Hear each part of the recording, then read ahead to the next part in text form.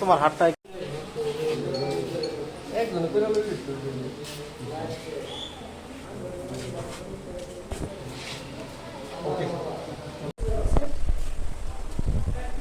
একজন ছাত্রী সানিয়া ইসলামকে গত 28/6/2025 তারিখ সকাল 11টার সময় তার প্রতিষ্ঠানে ডেকে নিয়ে এসে ধর্ষণ করে।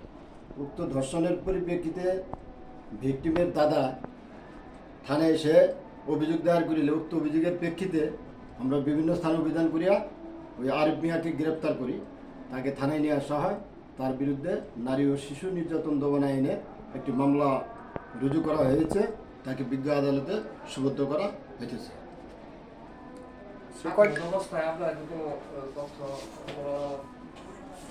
প্রাথমিক জিজ্ঞাসাবাদে আরিফ মিয়াকে জিজ্ঞাসাবাদে সে তার সত্যতা প্রকাশ করেছে এবং এই ধর্ষণের বিষয়টি স্বীকার করেছে।